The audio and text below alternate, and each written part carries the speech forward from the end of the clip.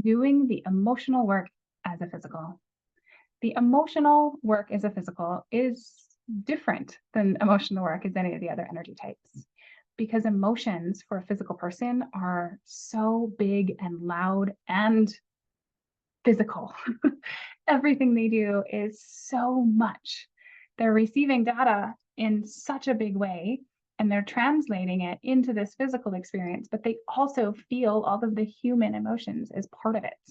And so a physical person often has a lot of work to do from an emotional place because there's just so much of it. And so there are challenges that can come with having emotions that big in the society that we live in. Whether you're a male or a female, whatever version of big emotions, big anger, big sadness, big all of it, isn't usually accepted by society. My 8-year-old, like I said in one of the previous videos, has a very hard time containing his anger. He also has a hard time containing his excitement and his joy, but nobody tries to tell him to stop that. And so those bad emotions, especially, are going to be challenging when they come out so big because society doesn't want to accept anger and fear and sadness in such a big way. So it's going to be really important for the physical person to understand which emotions are the challenge, which emotions are the struggle, and why. And what are the avenues to move those emotions? Because the biggest thing for a physical person is to recognize is that emotions themselves are energy in motion. They need to move. And you are a physical person, so you need to move. If you're having emotions, you have to move them. You have to run, you have to scream, you have to bike, you have to cry, you have to allow the emotions to run through you in the physical way they need to. Now, this can look however you want it to look.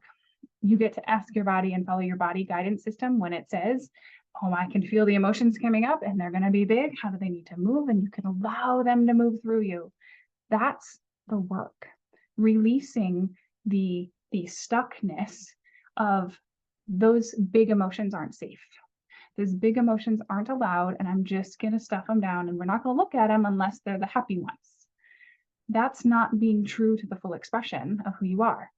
And so if we start to allow those emotions to unlock, and we start to realize that those big emotions are meant to come through us, they're meant to be expressed through the physical, they're meant to be understood on a physical level, because we can help so many people move these big emotions. And what we're asked to do is do just that. And so the work on the emotional level is in movement, in motion, is acknowledging when they're there, and giving them the physical movement they require, is giving them the acknowledgement and the space to be as big as they are. And no, I'm not saying we have to go punch people like my 8-year-old, but he might need to go punch something. He might need to just get out the frustration and scream about it, and then he gets to move on because he's allowed the energy to move through him. And if we don't, that's where things get more challenging, and that's where the repressions start to come in, and that's where things come up when we really don't want them to. And so the goal and the reminder really for the physical is that the emotional work is just as important as everything else.